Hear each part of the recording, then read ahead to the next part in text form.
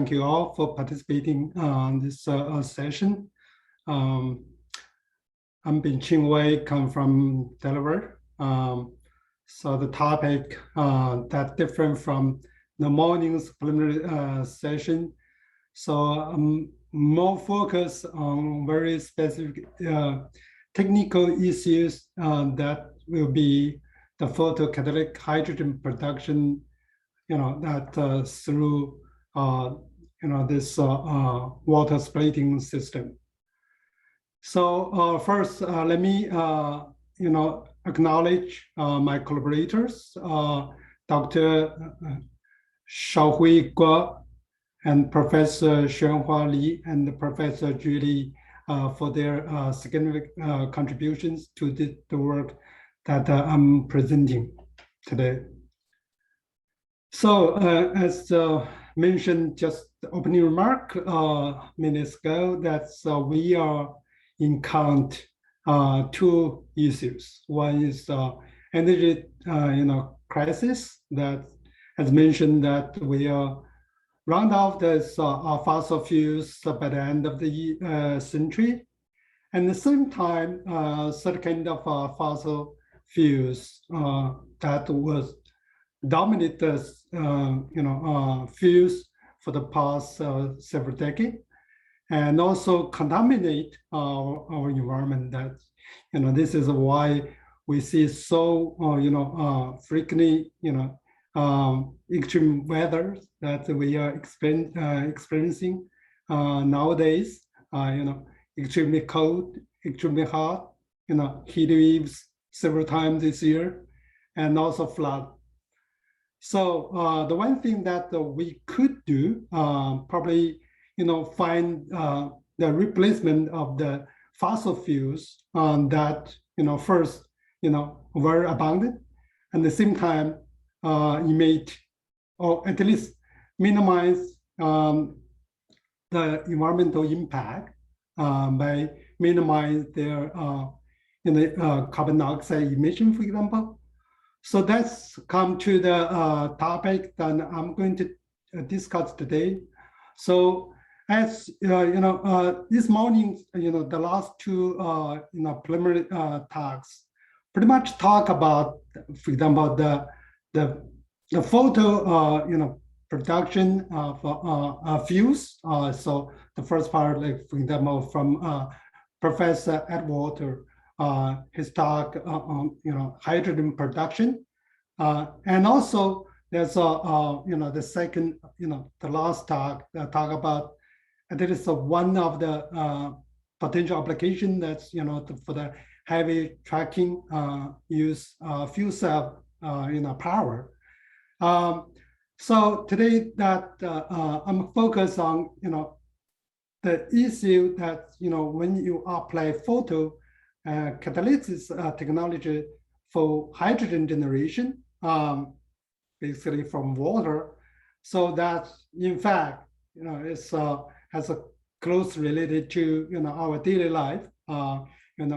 As schematic show here, that are still from the website here, basically tell the vision of future community, pretty much based on this photocatalysis technologies.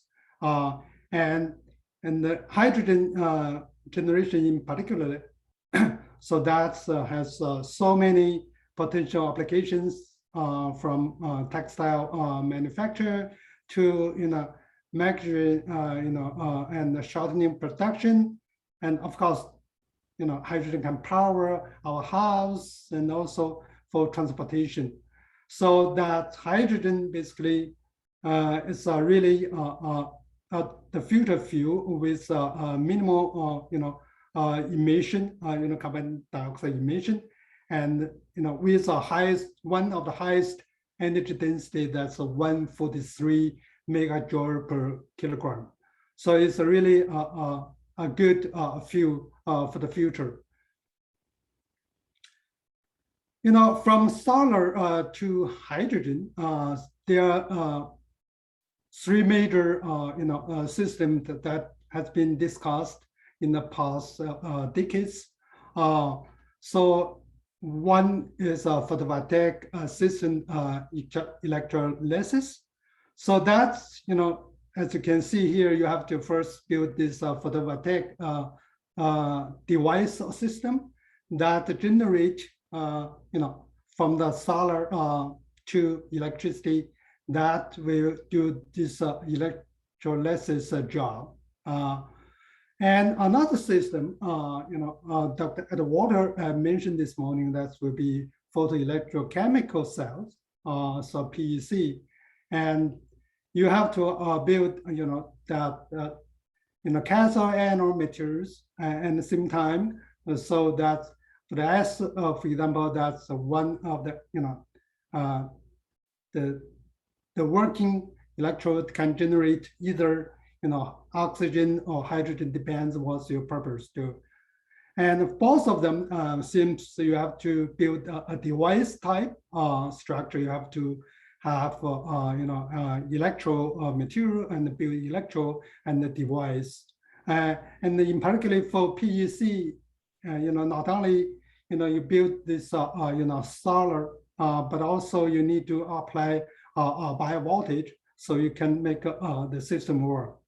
So the good part for both of this system, they have a higher solar to hydrogen transfer conversion efficiency, like PVE. That's that's from literature that the highest STH is about 30%, and that for the PEC system, that as mentioned this morning, that the solar to hydrogen efficiency can be as high as 19%. So that's excellent. However, from the economic perspective, so the cost has been discussed in the morning quite intensively. So that is a concern if you expect this technique will be on the market. So there's a third one that's called particulate photocatalysis method. So this method is relatively easier.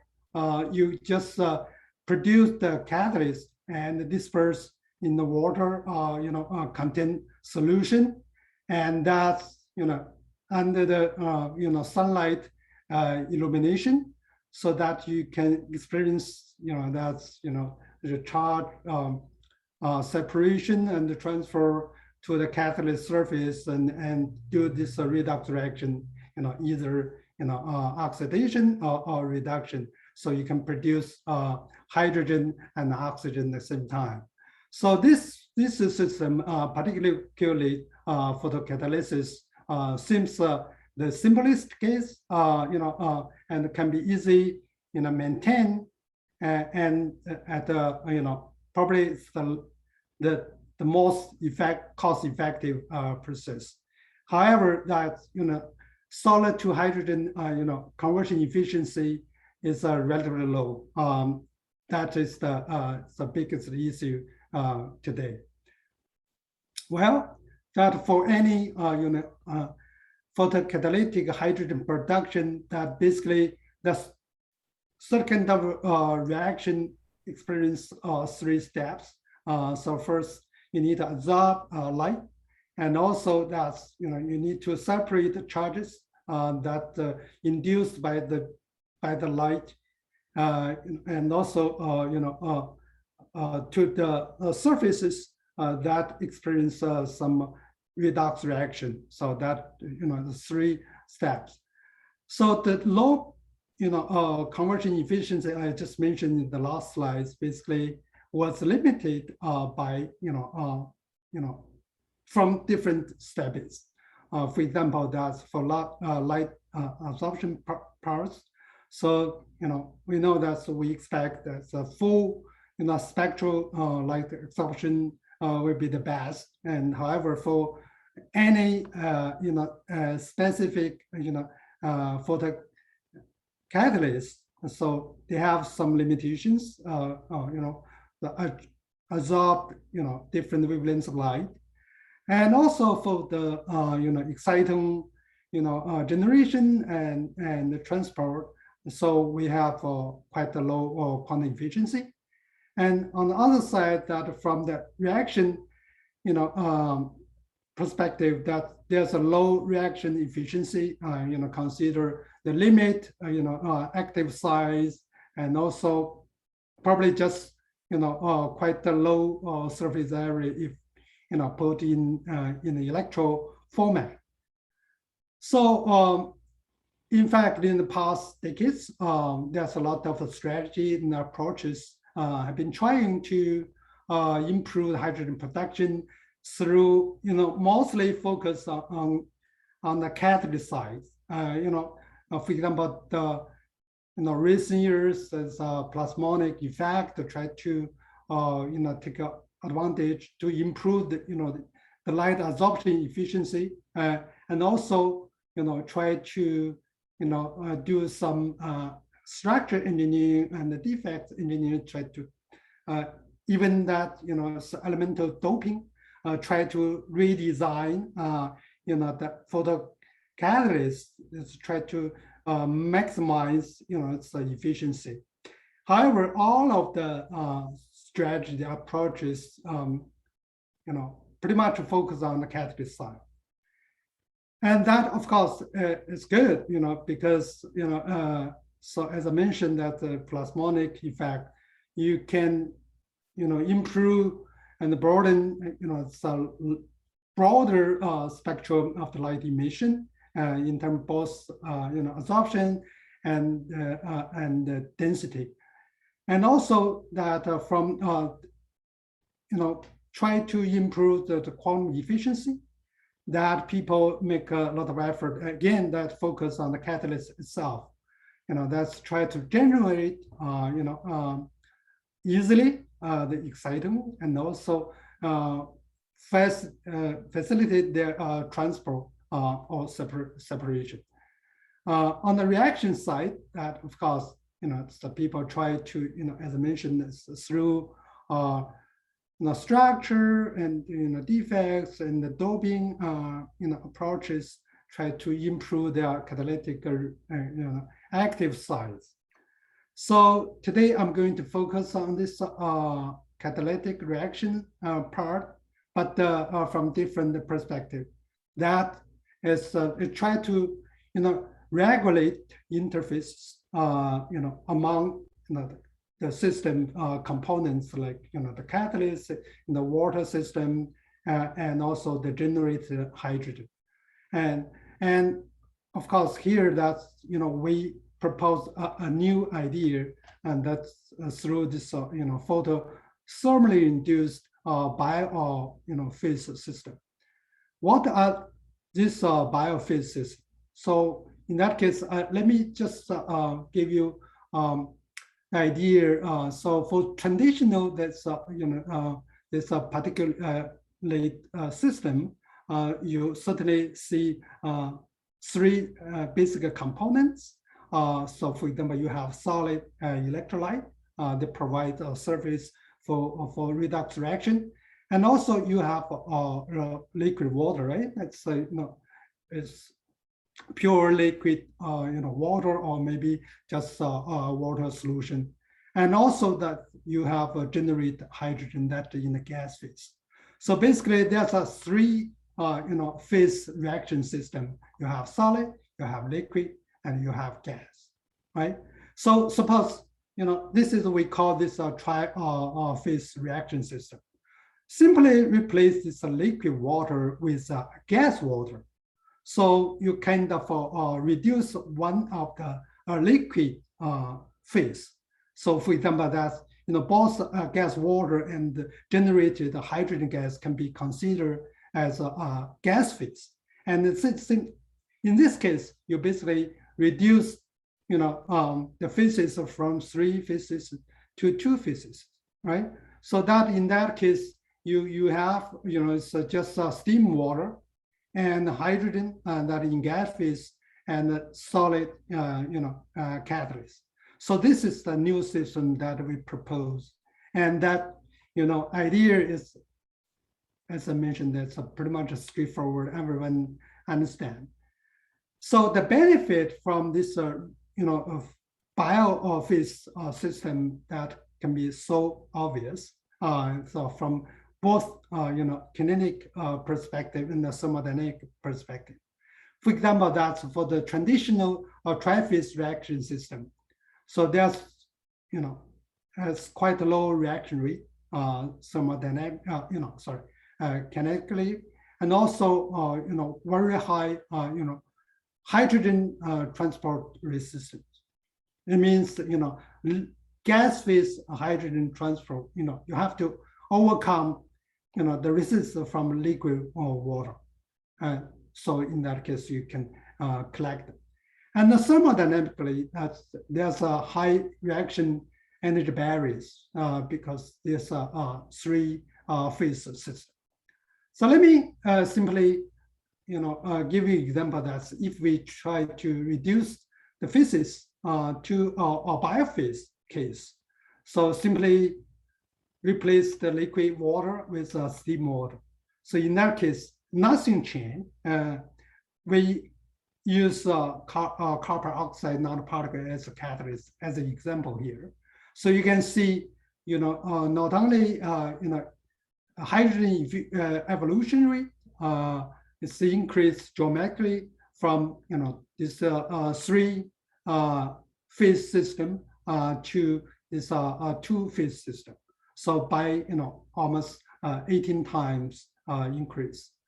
And of course, in that case, solid to hydrogen efficiency also increased by nearly 20 times.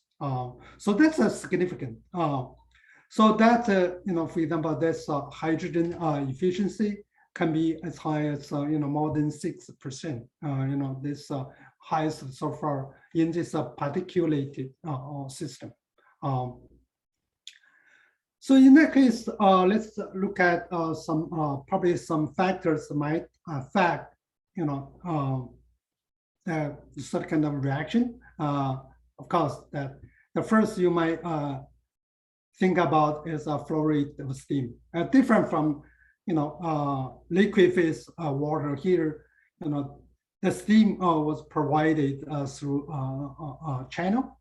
So of course, you see the production rate of the hydrogen is increased with the flow rate, but will be saturated. So at a certain point, so in our system, that's about 63, milliliters per hour, so that you maximize this flow rate, production. And this is just one of the factors that you can control or play with to improve the catalytic reaction. And there's other factors that also affect a lot. For example, the temperature.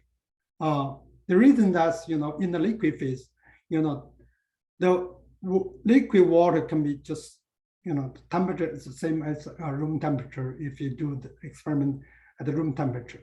And in the gas phase, the steam, of course, to keep the steam stable and in the steam form, so you have to increase temperature in that case. So that the good part that dramatically reduce the reaction absorption barriers. Let me show you simply example here. Even that in the triphase system, that means still apply liquid water. So by simply increase temperature, you kind of reduce the reaction absorption barriers like hydrogen, water molecules and hydrogen, molecule absorption on the catalyst surface. So that's a dramatic decrease. And as from some kinetic perspective, of course, the temperature accelerates reaction molecule collision frequency. So here the experiment results summarized here. So simply, do the temperature effect from room temperature all the way to near 100 degrees C, but still keep in the liquid phase. You can see the efficiency, STH efficiency from 0.3% all the way to about 2%. Okay, so that is kind of if we use just you can simply feed the curve that's shown in this figure, and you can calculate the suppose exactly at the 100 degrees C. In this case, the efficiency can be as high as about 2.12%. Okay, so even the temperature increased, but we agreed that increased significant the STH efficiency, but not as high as what I just showed you in the previous slides. That can be as high as more than 6%. So the other factors, I think, probably play even more major role or so affect this conversion. So that will be the phase effect. Phase effect, from the liquid phase to the gas phase. Again, that's simply compare, the Gibbs energy. You can see, from tri-phase system to biosystem. This Gibbs energy dramatically decreased. So pretty much, favorable for this, bio system. That's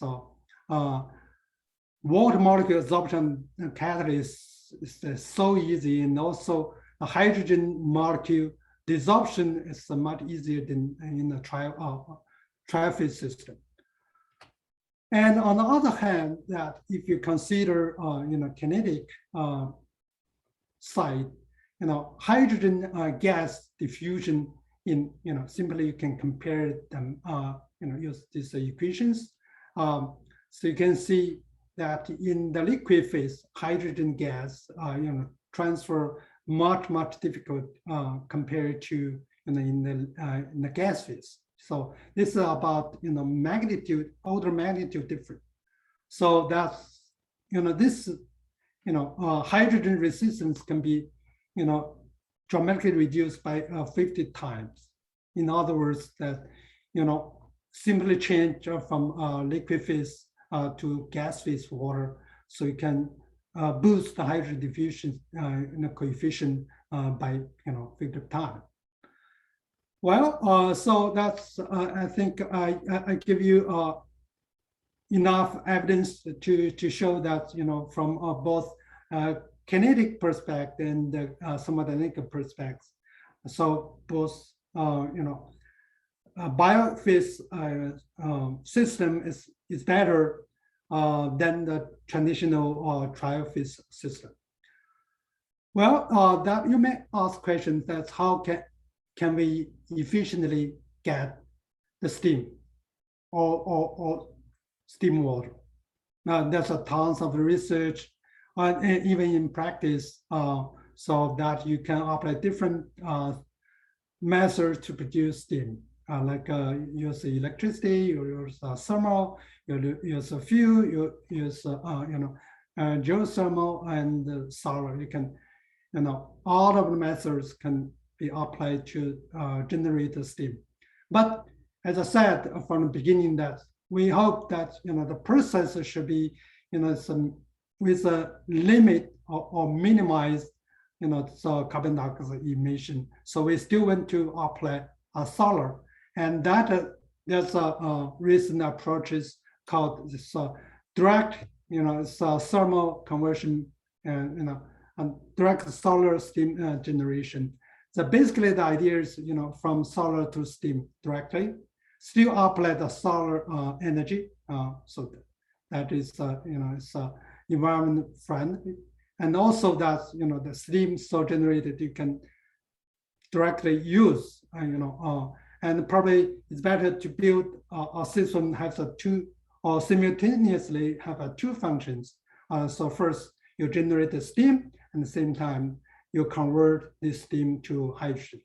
So this is the idea, basically, that we apply for this, hopefully for the future practical system.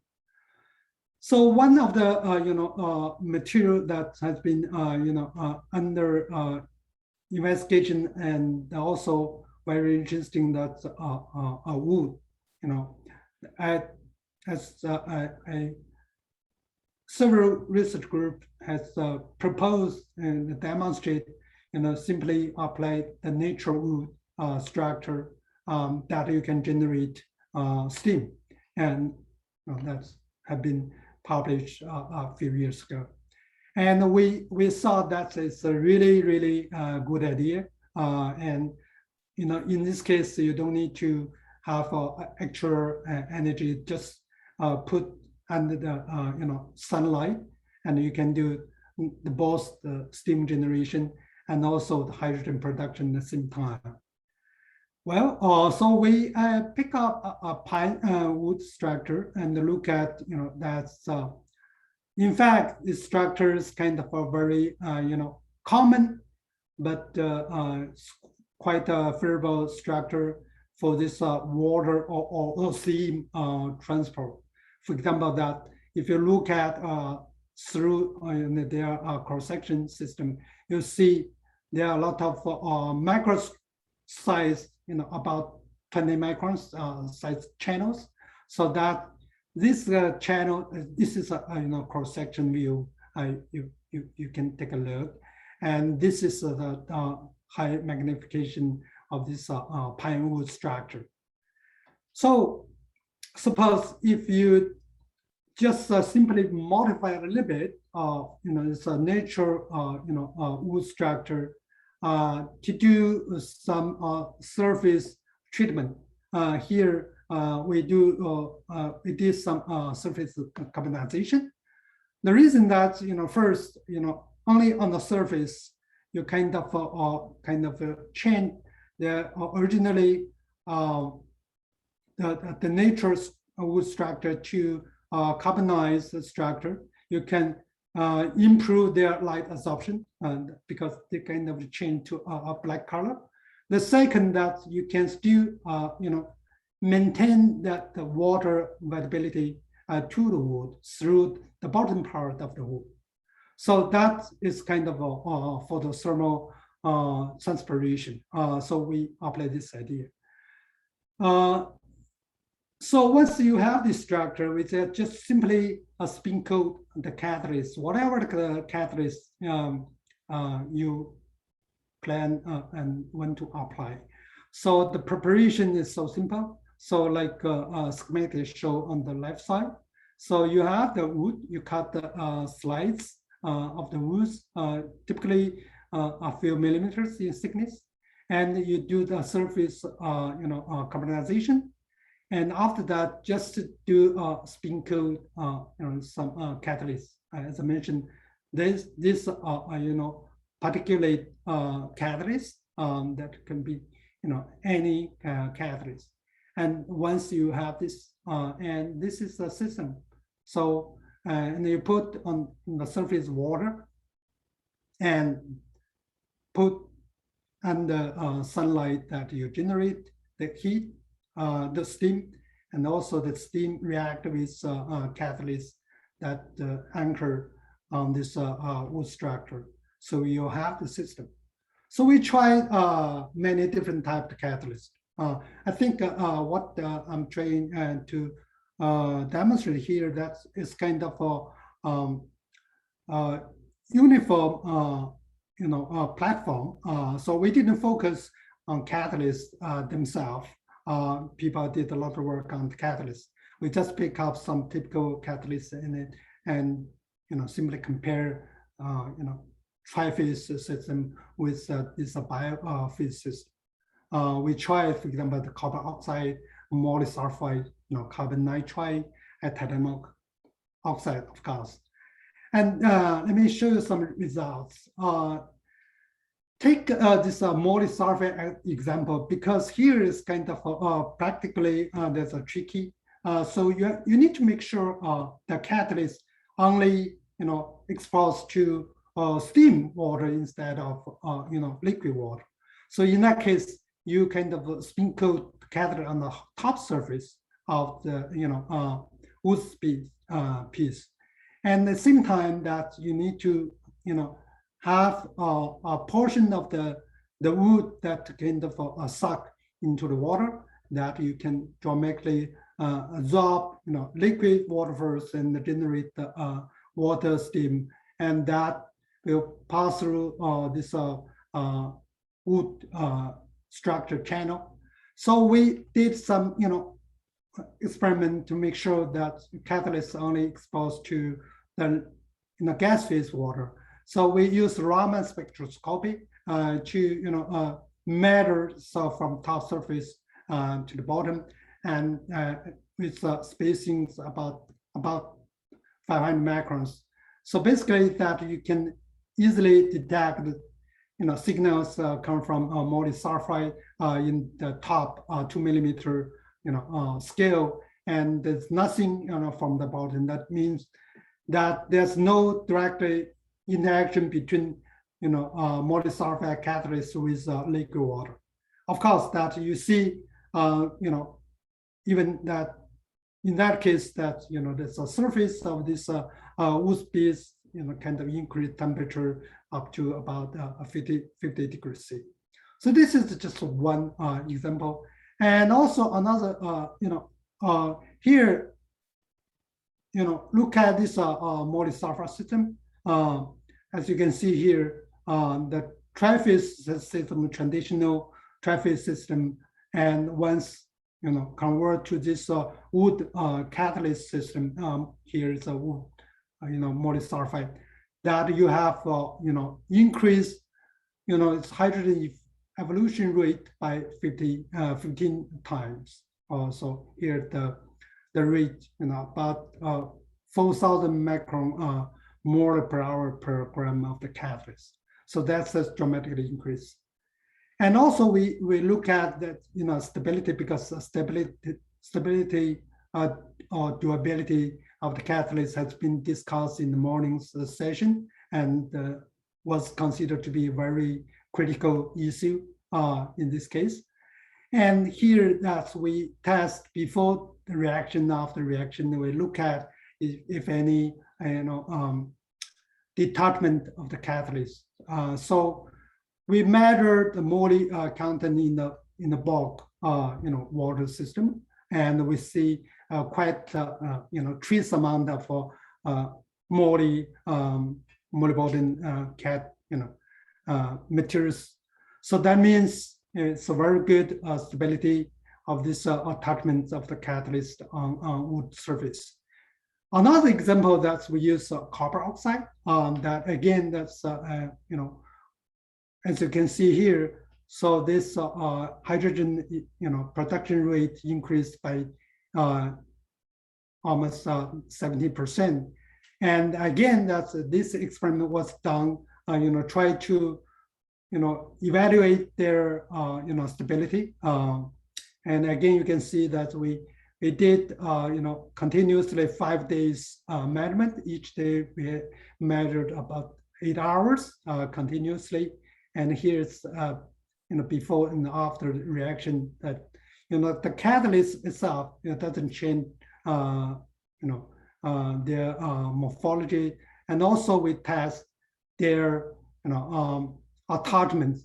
Again, that before and after the reaction of this 5 days, you can see the elements, the distribution there on the surface of the wood, that again indicate very good stability of this system. All right. So yeah, if we just simply compare in general, a different catalyst system, as I mentioned, that we select copper oxide, molysulfide, carbon nitride, and the titanium oxide. And for each of the cases, people report quite intensively. And you can see that, if you apply this wood, it's a catalyst system, this a Biphase system, all of them stand out, in terms of, solid to hydrogen efficiency. Not only that, but also compared to, other catalyst systems. Again, I should emphasize, we just compare the particulated photocatalysis system, not, PVE and the PEC system. They show higher efficiency. And again, that, in this case, so this wood catalyst, provide or result the highest, solid to hydrogen efficiency. So here, the selected the catalyst all monotonic, one type of catalyst.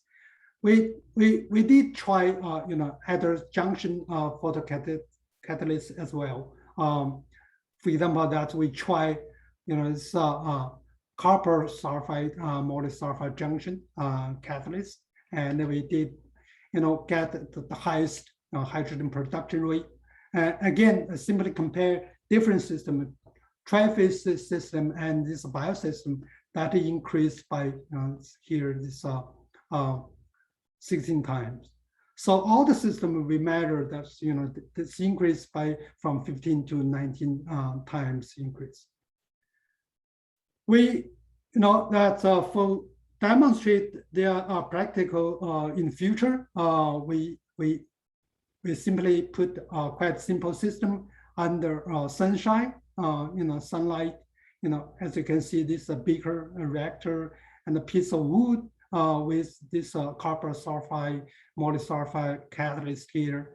And here we kind of choose from pure water to seawater because we have so abundant of seawater system here. Of course, we use simulated seawater, and we can still have by no means any optimization. We can easily get this efficiency up to more than 3%. All right. So in that case, I stop here and try to show you basically to summarize that we demonstrate design this two phase system, and they achieve significantly the high efficiency, and we apply this the concept that is practical and low cost, environment friendly. So in that case, I stop here and thank you very much for your attention. Thank you very much, Professor Bingqing. We actually have time, so maybe we have just room for a question or two. I could get that started, and then if you have a question, please add it to the chat, or if you're a panelist, you can unmute and ask the question. So I'm going to borrow a leaf from Dr. Julie, which is, at least from the theme of this conference, we are really thinking about how to accelerate these solutions and get them out quickly. So if you just talk about kind of briefly, what are the key technology scale-up challenges kind of for this concept? So I'm thinking about performance barriers, I'm thinking also about cost barriers. And in that sense, what is kind of an optimistic or realistic timeline? And then secondly, you talked about stability of the catalyst. And I'm curious about, in terms of how long did you test for? And then what is the projection for how long in terms of realistic operation?